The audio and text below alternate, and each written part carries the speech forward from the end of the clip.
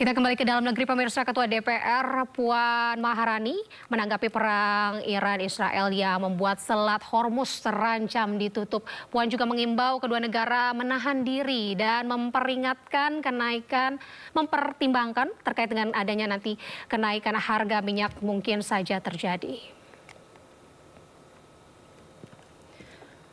Puan Maharani memperingatkan semua pihak atas dampak konflik antara Iran-Israel, termasuk kemungkinan kenaikan harga minyak global.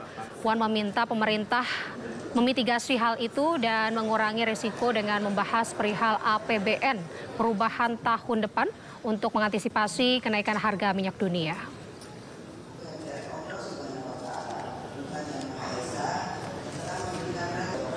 Pertama, bahwa posisi politik Indonesia dari dulu sampai sekarang adalah bebas aktif. Terkait situasi yang sekarang sedang terjadi, tentu saja kami menghimbau untuk adanya gencatan senjata di antara kedua pihak yang sedang berperang, sehingga bisa segera menyelesaikan situasi tersebut dengan tentu saja damai, karena akan menyebabkan yang paling menjadi korban adalah masyarakat sipil, khususnya perempuan dan anak. Kemudian kedua, apa yang akan terjadi kalau kemudian itu terus berkepanjangan? Ya tentu saja seperti yang tadi saya sampaikan, sebaiknya kedua belah pihak menahan diri, begitu juga negara-negara lain untuk menghimbau agar permasalahan yang terjadi di antara kedua negara bisa diselesaikan dengan baik dan jangan kemudian. Panglima TNI Jenderal TNI Agus Subianto terus membenahi internal di tubuh TNI untuk menjawab tantangan geopolitik yang dinamis. Panglima juga berpesan kepada seluruh anggota TNI untuk menerima setiap perubahan, termasuk kondisi peperangan yang saat ini terjadi antara Iran dan Israel. Benahi untuk TNI profesional, harus well fed, kesejahteraannya harus baik, well trained, harus dilatih dengan baik. Sekarang ada kebijakan dari saya bahwa setiap pendidikan harus menembak 1000 butir, ya, sehingga untuk mereka lebih profesional, well organized, merubah organisasi supaya organisasi yang kita bentuk bisa menjawab tantangan masa depan yang sekarang secara geopolitik dan strategis kan sangat.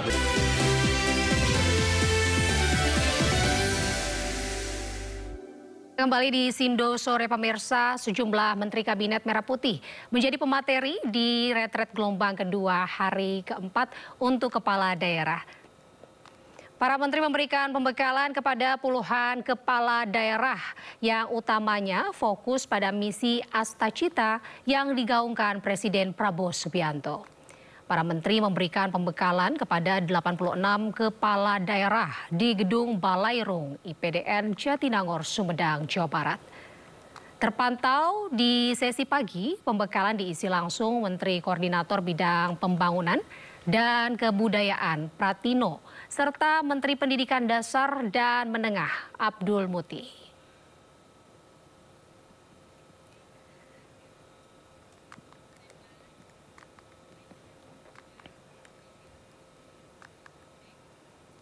Dan untuk mengetahui informasi terkini terkait pelaksanaan retret kepala daerah di hari keempat, kita sudah terhubung dengan Esra Ambarita di IPDN Jatinangor, Jawa Barat. Esra, silakan, boleh Anda jelaskan informasi terkini? Ya, Anita dan juga pemirsa, bahwa informasi yang bisa kami perbarui dari kampus IPDN tempat digelarnya retret kepala daerah untuk kepala daerah gelombang kedua, bahwa sampai saat ini untuk rangkaian maupun acara ataupun kegiatan retret masih terus berlangsung, karena kalau kami memantau memerhatikan sejak pagi tampaknya ini agendanya terbilang cukup padat. Ini sudah dimulai tadi pukul 8 pagi hingga sampai sekarang ini masih berlangsung mendengarkan pemaparan dari pihak KPK, kemudian juga nanti ada Jampitsus hingga juga dari pihak Polri yang mewakili. Namun bisa kami rangkai ataupun kami simpulkan bahwa hampir sebagian besar yang mengisi atau memaparkan materi pada hari ini yakni dari pihak jajaran Menteri Kabinet Merah Putih. Karena sedari pagi tadi misalnya tadi dari Gus Caimin ini sudah memberikan pemaparan juga terkait dari bagaimana kemajuan ekonomi ataupun untuk pengimplikasian dari Impres nomor 8 tahun 2025. Kemudian juga tadi kami pantau yakni Menteri Koperasi Budi Ari juga hadir di sini untuk memberikan pernyataan ini berkaitan dengan koperasi desa. Dan tadi pagi juga kami memantau dari Menteri Pendidikan Dasar dan Menengah. Kemudian juga yang terakhir yang cukup juga memberikan pernyataan adalah Pratikno selaku Menko PMK. Jadi terbilang cukup padat untuk hari ini pemaparan.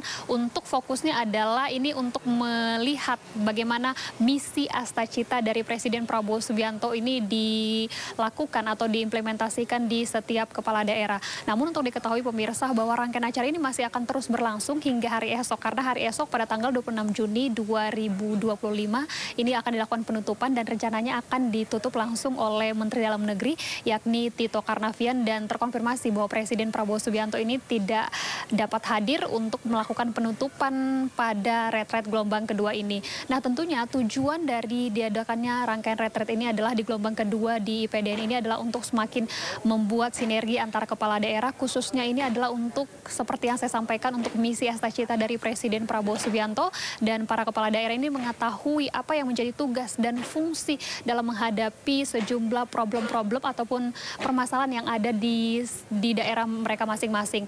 Nah tentunya juga dalam hal ini kita akan lihat seperti apa nanti bagaimana penutupan, karena tentunya ini menjadi PR besar bagi seluruh kepala daerah untuk mengemban tugas baru. Dan untuk diketahui pula bahwa isu-isu yang dibawa ini terbilang relevan, terbilang sangat dekat di tengah-tengah masyarakat, karena kemarin juga ini membahas seputar bagaimana imbas dari konflik Iran-Israel dan imbasnya kepada kepala daerah, dan seperti apa yang harus dilakukan atau sikap apa yang harus diambil untuk menyelesaikan persoalan-persoalan ini. Jadi Anita dan juga pemirsa, kita nantikan bersama bagaimana nanti penutupan yang akan dilakukan pada esok hari. Anita, kembali ke Anda di studio. Baik Esra, karena besok hari ini adalah penutupan begitu ya, jadi kemungkinan diperpadat pada hari ini gitu ya pengisian materinya. Esra, ini selain kegiatan dari pengisian materi, apakah ada agenda lain Esra yang Anda dapatkan informasinya di sana terkait mungkin nanti malam hari atau pada saat penutupan nanti ada hal lain kah yang spesial pada saat proses penutupan, atau terkait dengan ini kan yang mengikuti ada 86 kepala daerah ya Esra, dan ini ada yang tidak mengikuti kepala daerah karena berhalangan terkait satu dan lain hal. Bagaimana bagi kepala daerah yang tidak mengikuti retret kedua ini Esra? Apakah ada informasi yang Anda dapatkan di sana?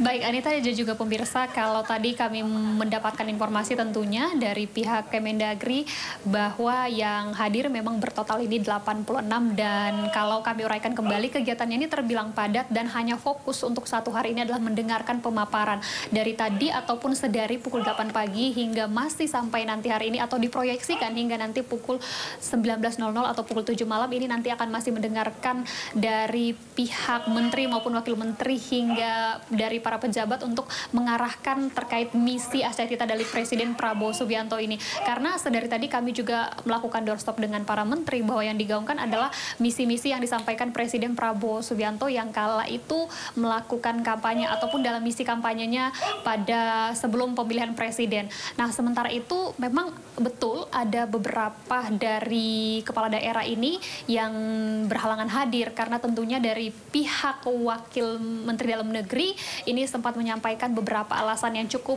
masuk akal ataupun ini dapat diterima, dan kalau konfirmasi akan lebih lanjut tentu kita masih tunggu apakah nanti masih akan ikut ke dalam gelombang 3, karena informasi yang kami dapatkan bahwa maksimal untuk retret ini nanti akan sampai di gelombang ketiga karena masih sampai sekarang masih ada perselisihan hasil pemilihan umum, kemudian juga ada yang sudah dilantik namun kemarin tidak bisa mengikuti di sesi pertama sehingga dimasukkan ke sesi kedua.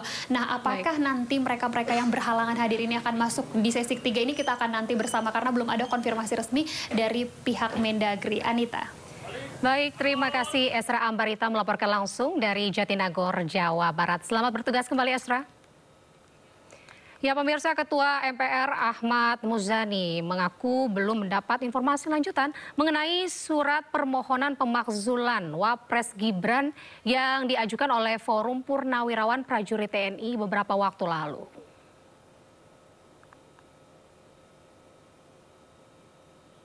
Terus terang saya belum dapat update dari sekretariat sampai hari ini. Saya belum, teman-teman sekretariat belum melaporkan, saya juga belum menanyakan karena saya baru masuk setelah reses hari ini. Berarti Pak belum ada komunikasi antar pimpinan begitu? Belum. Barangkali entah ada sudah ada, saya belum.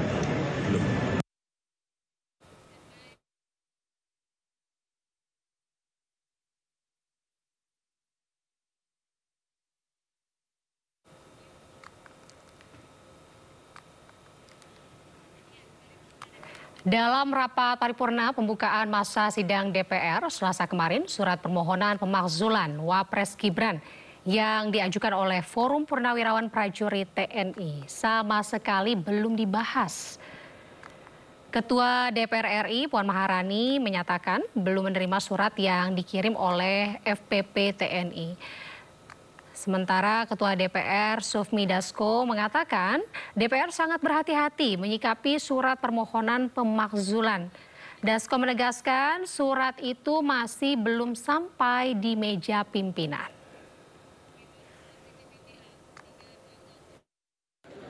Itu dibahas mengenai 8 RUU, apa yang akan dibahas apa saja, Pak? Nanti kita sampaikan kalau sudah dibahas di komisi terkait atau sesuai dengan mekanisme. Kalau KUHP itu udah ada penugasan ke komisi berapa gitu Pak? Belum ada keputusannya. Mbak? Belum. Ini kan belum masuk masa sidang. Belum lihat semua surat. Mbak Puan, soal surat Forum Purnawirawan apa akan didata juga secara resmi Mbak? Puan secara resmi? Belum lihat. Ini baru masuk masa sidang. Semua surat pemilihan yang diterima masih di tata usaha. Berarti Mbak Puan belum lihat secara langsung? Belum. Wakil Ketua DPR Sufmi Dasko mengatakan DPR akan hati-hati menyikapi surat permohonan pemakzulan Wapres Gibran yang diajukan oleh Forum Purnawirawan Prajurit TNI atau FPP TNI beberapa waktu lalu. Dasko juga mengatakan hingga kini surat itu masih belum sampai di meja pimpinan. Tapi suratnya secara resmi dari Sekretariat Jenderal belum dikirim ke pimpinan. Dan biasanya kalau dikirim itu akan dibahas di Rapim dan Bamus yang sesuai mekanisme yang baru akan dilakukan mungkin besok atau pekan depan. Demikian. Mungkin nggak sih soal surat seperti itu masih diklarifikasi secara resmi pada skor? Kenapa? Soal surat ada tindak lanjut secara resmi? Jadi begini, kami juga mendapat surat dari juga itu kan Forum Purnawirawan. Ini juga ada beberapa surat yang mengatasnamakan juga Purnawirawan. Dengan Purnawirawan ini kan banyak. Jadi kita mesti sikapi hati-hati dan kita akan kaji dengan cermat sebelum kemudian ada hal yang diambil oleh lembaga Dewan Perwakilan Rakyat. Presiden Prabowo Subianto meresmikan kawasan ekonomi khusus kesehatan Sanur dan Bali International Hospital di KEK Kesehatan Sanur, Kota Denpasar, Bali, Rabu petang. Presiden Prabowo meresmikan fasilitas kesehatan Ngurah Sun Wellness and juga Aesthetic Center di RSUP Profesor Ngurah. Kawasan Bali International Hospital di KEK Kesehatan Sanur merupakan salah satu proyek strategis nasional, telah beroperasi sejak 14 April 2025 lalu. Hingga saat ini, BIH telah melayani 19 pasien yang mengakses pemeriksaan kesehatan menyeluruh dan 14 pasien gawat darurat. KEK Kesehatan Sanur yang memiliki luas total 41,26 hektar ini ditargetkan mampu mengundang investasi sekitar 10,2 triliun rupiah dan diperkirakan menyerap sekitar 43.647 tenaga kerja. Selain itu, Presiden Prabowo juga meresmikan kawasan ekonomi khusus yang juga memperkuat posisi Bali sebagai destinasi strategis untuk transformasi layanan publik yang berstandar internasional.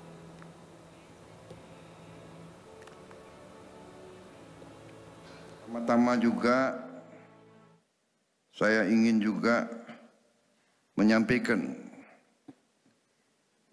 Terima kasih dan penghargaan atas semua pihak yang telah merintis pembangunan kawasan ekonomi khusus ini yang diperuntukkan untuk kesehatan. Saya kira ini adalah suatu terobosan yang pertama kali di Republik kita mencanangkan atau membuat suatu kawasan ekonomi khusus yang diperuntukkan untuk pelayanan kesehatan bertaraf dunia, bertaraf internasional. Kita tadi sudah diberitahu bahwa begitu banyak warga negara Indonesia yang mencari pengobatan di luar negeri yang mengakibatkan juga pengeluaran devisa kita yang sangat besar. Dengan inisiatif ini kita bisa memberi pelayanan kesehatan yang tidak kalah dengan yang terbaik di dunia. Karena itu sekali lagi saya menyampaikan penghargaan dan apresiasi saya atas. Pemirsa, Bea Cukai Tanjung Priok lelang sebuah mobil mewah Ferrari dengan harga 1,5 miliar rupiah. Lelang dilakukan hingga Senin 30 Juni mendatang. Pemirsa, Bea Cukai Tanjung Priok Jakarta Utara kembali melakukan lelang terhadap barang sitaan yang statusnya saat ini menjadi barang milik negara atau BMN di Penimbunan Pabean PT Tripandu Pelita yang berada di Cilincing, Jakarta Utara. Nah, ada barang mewah hingga barang unik dan menarik lainnya yang dilelang pada event kali ini. Nah, di belakang saya ini merupakan salah satu primadona pada event lelang periode ini. Ini merupakan satu unit mobil mewah Ferrari 365 tipe GTB4 Competition berwarna merah. Nah, bagi Anda nih pengoleksi mobil mewah atau yang hobi mobil, jika ingin mendapatkan tipe Ferrari 365 GTB4 Competition ini dengan harga yang miring, Anda bisa menjadi peserta lelang pada periode kali ini karena untuk unit mobil ini dibuka dengan harga sekitar 1.502 miliar rupiah. Nah, untuk mendapatkannya juga ini bagi Anda perlu mengikuti mekanisme atau prosedurnya dengan mendaftarkan diri secara online pada website resmi Bea Cukai. Kemudian juga ada biaya jaminan yang harus dibayarkan. Kalau untuk mobil Ferrari ini biaya jaminan adalah sebesar 500 juta rupiah. Nanti jika Anda berhasil menjadi pemenang lelang, Anda perlu membayar sisanya. Namun jika Anda belum berhasil menjadi pemenang, uang jaminan akan dikembalikan ke rekening pribadi Anda. Nah, kemudian juga selain mobil mewah Ferrari yang merupakan primadona yang saya sebutkan tadi, juga ada barang lelang lainnya pada event kali ini seperti peralatan dapur, kemudian juga barang-barang atau ornamen-ornamen lainnya seperti K-pop. Kita akan lihat secara langsung juga ada apa lagi sih dalam barang-barang yang dilelang oleh Bea Cukai pada periode kali ini. Nah, ini yang merupakan sebuah kontainer lagi lot 3 yang berisi sejumlah barang-barang unik menarik.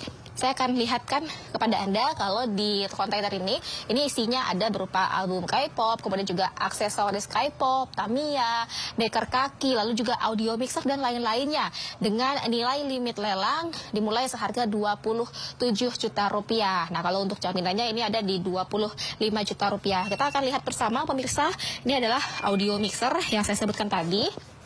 Kemudian saat ini juga cocok nih bagi Anda yang merupakan K-pop sejati, mengidolakan grup band dari asal Korea. Anda bisa mendapatkan di sini ada albumnya. Ini merupakan album dari grup band BTS. Bisa kita lihat bersama pemirsa. Ini ada jumlahnya cukup banyak karena memang untuk kontainer lot 3 ini ada sejumlah barang dengan bervariatif begitu ya. Kemudian juga selain dari album juga ada ornamen ataupun aksesoris lainnya yang sama ini juga cocok sekali nih bagi Anda yang merupakan K-pop. Di sini ada banyak sekali aksesoris-aksesoris yang unik dan juga menarik, seperti ada pouch, kemudian juga tentunya ada buku tulis, ada pulpen, hingga tentunya juga ini aksesoris dan ornamen lainnya. Nah, gimana nih pemirsa, bagi Anda yang tertarik untuk mendapatkan barang-barang yang Anda minati dengan harga miring, Anda bisa menjadi peserta dari lelang periode kali ini. Nah, untuk hari ini hingga besok ini masih open house, artinya bagi Anda calon pembeli bisa datang secara langsung untuk melihat kondisi dan keadaan dari barang-barang yang ingin Anda beli ini mulai dari pukul 9 hingga pukul 4 sore. Nah, kemudian untuk pelaksanaan lelangnya nanti ini akan berakhir pada hari Senin 30 Juni mendatang. Dari Jakarta, Hadisti Arifa, Sadu Santo, iNews melaporkan. Ya pemirsa, kita saksikan informasi selanjutnya usai jeda. Tetaplah bersama kami di Sindo Sore.